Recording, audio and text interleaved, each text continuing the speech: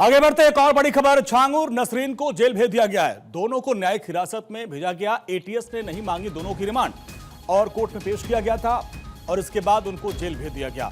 और इस दौरान खास बात यह कि एटीएस ने दोनों की रिमांड नहीं मांगी। जलालुद्दीन, छांगुर और नसरीन को लेकर कई तरह के खुलासे हो रहे हैं और हमारे सहयोगी नीलेश हमारे साथ है। नीलेश, क्या अपडेट है इस पूरे मामले में, विस्तार से बताएं। देखिए, बिल्कुल धर्मांतरण के आरोपी छांगुर और नसरीन को 7 दिनों की रिमांड पर एटीएस ने लिया था। 7 दिनों का जब समय पूरा हुआ तो मेडिकल कराया गया है दोनों का। मेडिकल कराने के बाद जेल भेजने की कार्रवाई की गई है। अगर हम 7 दिनों के समय को देखें तो कहीं ना कहीं एटीएस के हाथ तमाम सबूत लगे हैं, जिस सबूतों के आधार पर एटीएस अब आगे जांच करेगी। छांगुर के नेक्सस को खंगालने का काम किया जाएगा, क्योंकि बड़े पैमाने पर छांगुर और नसरीन और नबीन के अकाउंट में बड़े पैमाने पर पाकिस्तान, सऊदी अरब, दुबई, तुर्की जैसे देशों से फंडिंग हुई थी। उस फंडिंग की जांच ईडी भी करेगी। कहीं ना कहीं आने वाले कुछ दिनों के अंदर ईडी भी दोनों की रिमांड की अर्जी कोर्ट में दाखिल करेगी, जिसके बाद ईडी को अगर रिमांड की अर्जी मिलती है तो रिमांड पर ईडी लेने के साथ साथ ये पता लगाने का प्रयास किया जाएगा कि छांगुर और नसरीन के पास जो पैसा आया उस पैसे का इस्तेमाल कहाँ कहाँ किया गया, कौन कौन सी संपत्तियां बनाई गई और खास तौर पर किन युवाओं को वो पैसा दिया गया। मुस्लिम वर्ग के जो युवा थे, जो छांगुर के नेक्सस से जुड़े हुए थे, जिनका काम था कि हिंदू युवतियों को अपने प्रेम जाल में फंसाना, जिसके बाद लव जिहाद का शिकार बनाना और इस्लाम कबूल करके उनको विदेशों में भेज देना, उन तमाम पहलुओं को जोड़ने का काम किया जाएगा। फिलहाल आज की अगर हम बात करें तो छांगुर और नसरीन को मेडिकल के बाद जेल भेजने की कार्रवाई की गई है। कहीं ना कहीं इस पूरे मामले को देखें तो कहीं ना कहीं जब ये मामला प्रकाश में आया उसके बाद पूरे देश में हलचल मची कि इतना बड़ा नेक्सस आखिर एक अंगूठी बेचने वाला कैसे चला रहा था। लोग भी ये जानना चाहते थे कि छांगुर का नेक्सस आखिर कहां कहां तक फैला है। जब इसकी जांच पड़ताल शुरू हुई तो उत्तर प्रदेश के जो नेपाल से सटे हुए ज़िले हैं वहां पर छांगुर सबसे बड़ा निशाना साध रहा था। वहां पर मुस्लिम समाज के युवाओं को अपनी टीम में जोड़कर बड़ा एक नेक्सस तैयार करने की कोशिश कर रहा था। हालांकि उस नेक्सस पर पानी फेरने का काम यूपी एटीएस ने किया है। वहीं नेपाली कनेक्शन पर भी जांच की जा रही है कि नेपाल में कौन कौन ऐसे लोग थे जो छांगुर को सहयोग कर रहे थे या नेपाल के रास्ते से बड़े पैमाने पर कैश की डिलीवरी छांगुर तक करा रहे थे। नीलेश, इसमें कई एजेंसियां काम कर रही हैं, जांच कर रही हैं। जुड़ा है कि एटीएस जांच कर रही थी, आतंकी फंडिंग और विदेशी फंडिंग की जांच कर रही थी। एसटीएफ भी बात करें आखिर उसको सपोर्ट कैसे मिला। अब ईडी उसके जो है फंडिंग की जांच करेगी और मनी लॉन्ड्रिंग की जांच करेगी। लेकिन अब इसमें खबर, जैसा कि हमने पहले भी अपने शो में चलाया था, कि बलरामपुर में इसकी तूती बोलती थी। शासन प्रशासन के लोग भी इसके यहाँ जाके दरबारी किया करते थे। 4 अफसरों के नाम भी आए हैं। उस मामले में क्या कार्रवाई हो रही है?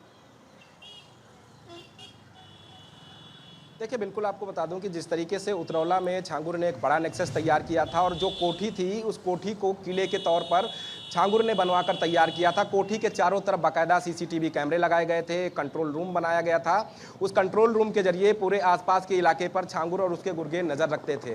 और इसी बीच जो शिकायत करता है बब्बू चौधरी उर्फ वसीउद्दीन, जिन्होंने पीएमओ कार्यालय में शिकायत की थी, जिसके बाद ये पूरी जांच शुरू हुई। जांच जब शुरू हुई तो तमाम चौंकाने वाले तथ्य हाथ लगे हैं। कुछ ऐसे दस्तावेज भारत 24 के पास भी मौजूद हैं जो ये कहते हैं कि छांगुर उत्तर प्रदेश और देश में इस्लाम को बढ़ावा देने के लिए और इस्लाम के जरिए जो है उत्तर प्रदेश और देश में आतंकियों को कहीं ना कहीं संरक्षण देने का काम कर रहा था। तो उन तमाम पहलुओं की जांच की जा रही है। फिलहाल 4 अधिकारियों के नाम भी सामने आए हैं, जिसमें तत्कालीन समय में बलरामपुर में तैनात एक एसडीएम का नाम है, 2 सीओ हैं और एक एसएचओ हैं। कहीं ना कहीं जब इनका नाम सामने आया है, शिकायतकर्ता ने भी इस बात को कबूला है कि इन तमाम अधिकारियों के सहयोग से बाबा के ऊपर कोई कार्रवाई नहीं होती थी, छांगुर के ऊपर कोई कार्रवाई नहीं होती थी।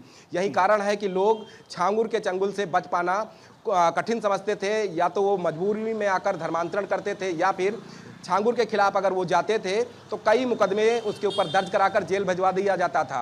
तो इस तमाम पहलुओं को अगर हम देखें तो कहीं ना कहीं आने वाले दिनों में जिन अधिकारियों के नाम सामने आए हैं उनके ऊपर भी शासन प्रशासन से बड़ी कार्रवाई हो सकती है। इस नेक्सस को अगर हम देखें तो अपने आप में एक बहुत बड़ा नेक्सस है। जिस तरीके से भारत 24 के कैमरे पर एक पीड़िता ने अपना बयान दिया, जिसमें साफ तौर पर कहा कि उसके साथ कई बार छांगुर के गुर्गों ने बलात्कार किया और बलात्कार करने के साथ साथ जब वो पीड़िता पुलिस के पास गई तो छांगुर के गुर्गों ने पूरा मामला रफा दफा करा दिया। कहीं ना कहीं उन तमाम पहलुओं को देखते हुए, तमाम कड़ियों को जोड़ते हुए एटीएस और एसटीएफ अलग अलग जांचें करेंगी। जांच करने में जो भी दोषी पाया जाएगा, चाहे वो पुलिस का अधिकारी हो, जिला प्रशासन का अधिकारी हो, उसके ऊपर भी कठोर कार्रवाई की जाएगी। क्योंकि उत्तर प्रदेश के मुख्यमंत्री योगी आदित्यनाथ जमालुद्दीन छांगुर है, ये सिर्फ धर्मांतरण का नहीं, ये जमीन कब्जे की बात भी आपकी रिपोर्ट में दिखाई थी जब बलरामपुर में आप गए थे। तालाब को पटवा के वहां पे जो है प्लॉटिंग कराना शुरू कर दिया था। यानी अवैध धर्मांतरण के साथ साथ ये मनी लॉन्ड्रिंग, हवाला और जमीनों पर कब्जे का भी काम करता था क्या? देखिए, बिल्कुल जिस तरीके से हमने जमीनी स्तर पर पड़ताल की तो तमाम तथ्य उजागर हुए कि छांगुर के साथ साथ नीतू और नसरीन, जो कि राइट और लेफ्ट हैंड के तौर पर छांगुर के लिए काम करते थे, इनके नाम पर बड़े पैमाने पर उत्तर प्रदेश और उत्तर प्रदेश के बाहर दूसरे प्रदेशों में संपत्तियां बनाई गईं, जो करोड़ों की संपत्तियां हैं। और ऐसे में बलरामपुर के उतरौला इलाके की बात कर लें, जो तालाब की जमीन थी, बेशकीमती जमीन है, वो उसको छांगुर ने कब्जा किया, जिसके बाद उस तालाब को बराबर कराया गया। और जमीन पर प्लॉटिंग कराने वाला छांगुर और उसके गुर्गे जब सामने आए तो जब ग्रामीणों को इस बात की जानकारी हुई तो ग्रामीणों ने इसका विरोध किया। जिला प्रशासन में शिकायत हुई।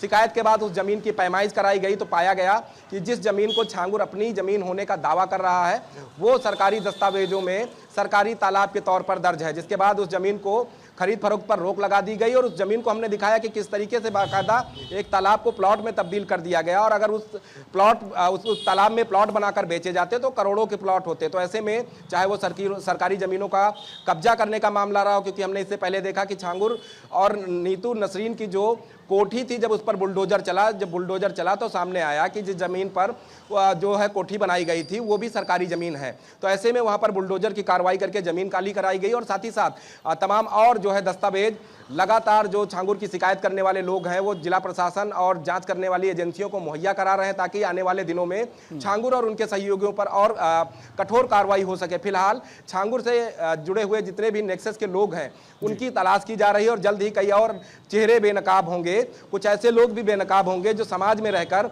उत्तर प्रदेश के अंदर रहकर जो है धर्मांतरण के धंधे में छांगुर का साथ दे रहे थे। उसके अलावा देश विरोधी गतिविधियों में छांगुर के साथ संलिप्त थे। तो कहीं ना कहीं उन तमाम लोगों की जांच की जा रही, तमाम लोगों की लिस्ट तैयार की जा रही है और आने वाले दिनों में एक बड़ी कार्रवाई यूपी एटीएस और एसटीएफ की तरफ से की जा सकती है। ठीक है नीलेश, बहुत बहुत शुक्रिया इस पूरी बातचीत के लिए।